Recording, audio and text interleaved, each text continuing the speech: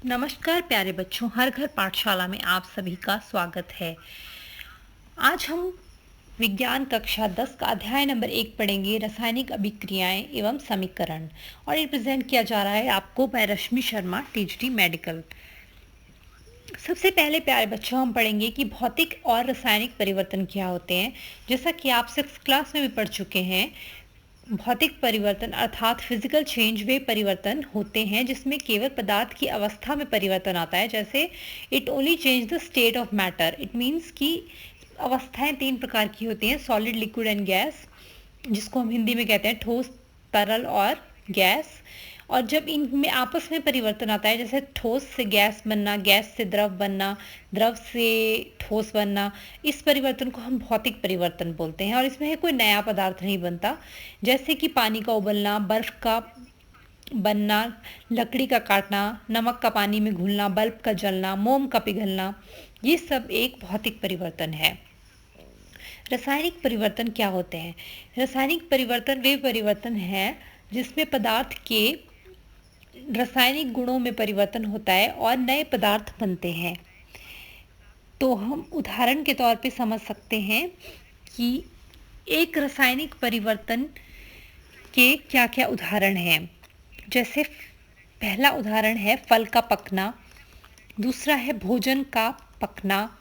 फल पेड़ पे पक रहा है तो वह एक तरह का केमिकल चेंज है, रासायनिक परिवर्तन है। भोजन का पकना भी एक रासायनिक परिवर्तन है। जो हम खाना खाते हैं वो हमारे पेट में पचता है, वह भी एक रासायनिक परिवर्तन है। श्वसन, जो हम सांस लेते हैं, वह भी एक रासायनिक परिवर्तन है। और प्रकाश संश्लेषण, जो पौधे होते हैं, पौधों के पत्ते, हरे पत्ते जो होते हैं, वह अपना भोजन स्वयं बनाते हैं। इस प्रक्रिया को प्रकाश संश्लेषण कहते हैं। तो ये भी एक तरह का रासायनिक परिवर्तन है। लोहा जो है वह वायु और जल के संपर्क में आने से जंग लग जाती है उसमें, यह एक रासायनिक परिवर्तन है। कॉपर जो है वह नीले से हरा रंग का हो जाता है, यह एक रासायनिक परिवर्तन है। धातुएं जल और ऑक्सीजन के संपर्क में आने से संक्षारित हो जाती हैं, यानी उनमें भी जंग टाइप लग जाती है, तो उसे हम संक्षारण कहते हैं। अंगूर जो होते हैं वह अंगूरों का परिवर्तन, अंगूर से जो है अल्कोहल बनता है, अल्कोहल यानी शराब बनाई जाती है। इस प्रक्रिया को किण्वन कहते हैं और यह भी एक रासायनिक परिवर्तन है। पत्ते जो है वह वृक्ष से टूटकर पीले पड़ जाते हैं, यह रासायनिक परिवर्तन है। और पत्ते सूख कर नीचे गिर जाते हैं, यह भी एक रासायनिक परिवर्तन है। अब हम पढ़ेंगे कि जब हम मैग्नीशियम रिबन को आग में जलाते हैं तो क्या होता है। मैग्नीशियम आपको पता है एक धातु है, और जब इसे जलाया जाता है तो क्या होता है कि वायुमंडल में जो ऑक्सीजन होती है उसके साथ ये अभिक्रिया करता है और एक सफ़ेद रंग का पदार्थ बनाता है। और मैग्नीशियम रिबन को जब हम जलाते हैं तो यह सफ़ेद चमकदार ज्वाला के साथ जलता है, सफ़ेद रंग की ज्वाला के साथ ये जलता है, सफ़ेद रंग की ज्वाला दिखाई देती है। और उसके बाद जो राख बनती है वह भी सफ़ेद रंग की होती है, और वह राख होती है मैग्नीशियम ऑक्साइड। अब हम नेक्स्ट पढ़ने जा रहे हैं कि एक रासायनिक अभिक्रिया में क्या क्या परिवर्तन हो सकते हैं। कि जब एक कोई केमिकल रिएक्शन हो रहा होता है तो आपको क्या क्या चेंजेस दिखाई देते हैं, क्या क्या परिवर्तन दिखाई देते हैं। या तो अवस्था में परिवर्तन, यानी ये हो सकता है कि जो जैसे पदार्थ है वह सॉलिड से लिक्विड बन गया, लिक्विड से गैस बन गया, ठोस से द्रव बन गया, द्रव से गैस बन गया, इस तरह का परिवर्तन हम देख सकते हैं। रंग में परिवर्तन, जैसे जब हम लोहा होता है, लोहे को गर्म करते हैं तो क्या होता है, उसका रंग लाल हो जाता है, तो वह रंग में परिवर्तन हो गया।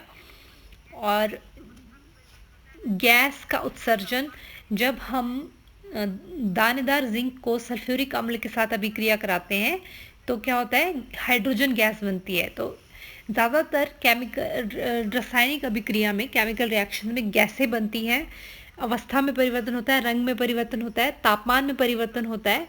जब आप देखेंगे कि दानेदार जिंक को सल्फ्यूरिक अम्ल के साथ आप अभिक्रिया कराएंगे तो जो बीकर, जिस बीकर में या जिस ग्लास में आपने जिंक को लिया है और सल्फ्यूरिक अम्ल को लिया है, तो वह बाहर से गर्म हो जाता है, तापमान में परिवर्तन हो जाता है। ध्वनि व प्रकाश की उत्पत्ति, कई बार क्या होता है कि रिएक्शन इतना या अभिक्रिया इतनी तेज़ होती है कि साथ में ध्वनि उत्सर्जित होती है और या प्रकाश भी निकलता है। तो ये सब रासायनिक अभिक्रियाओं के गुण हैं। नेक्स्ट है, अब प्यारे बच्चों, अब हम आगे पढ़ने वाले हैं कि what is a chemical equation, यानी एक रासायनिक समीकरण क्या होता है। रासायनिक समीकरण आप देख सकते हैं, एक तीर बना हुआ होता है, लेफ्ट हैंड साइड कुछ लिखा होता है, राइट हैंड साइड कुछ लिखा होता है, और ये जो लिखा होता है, ये जो धातुएं या जो तत्व होते हैं उनके प्रतीकों को लिखा होता है दोनों तरफ, और उन बीच में एक एरो यानी एक तीर बना होता है। इसे हम रासायनिक समीकरण कहते हैं। जो लेफ्ट हैंड साइड लिखे होते हैं उन्हें हम अभिकारक कहते हैं। जो रासायनिक ऐसे पदार्थ जो रासायनिक अभिक्रिया में भाग लेते हैं उसे हम अभिकारक कहते हैं। और उत्पाद ऐसे पदार्थ हैं जो रासायनिक अभिक्रिया के परिणाम स्वरूप उत्पन्न होते हैं, यानी जो बन रहे हैं वे उत्पाद हैं, और जो पार्ट ले रहे हैं केमिकल रिएक्शन में वे अभिकारक हैं। अभिकारक को तीर की बाईं ओर और उत्पाद को तीर की दाईं ओर लिखा जाता है।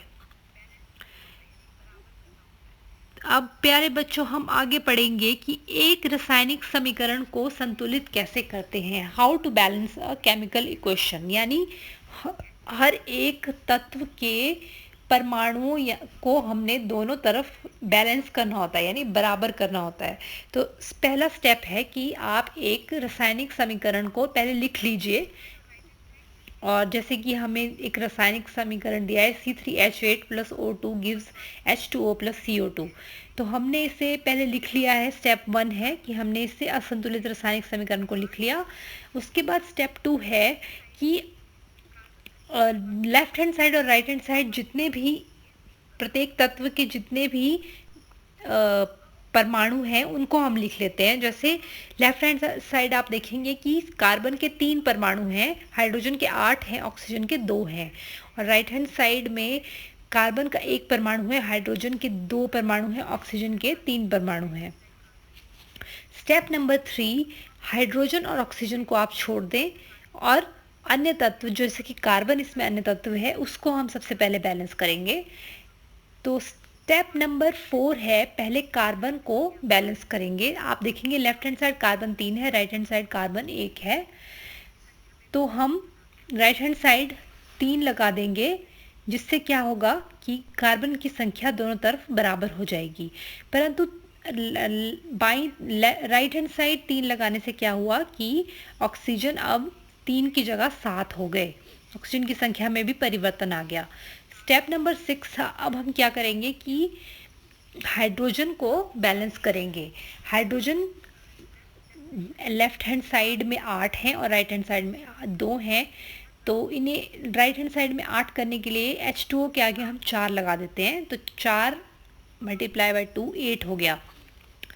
और अब आप देखेंगे कि 4 राइट हैंड साइड में 4 हाइड्रोजन जोड़ने से ऑक्सीजन की संख्या 10 हो गई है। अब स्टेप नंबर 7, अब आप देखेंगे कि राइट हैंड साइड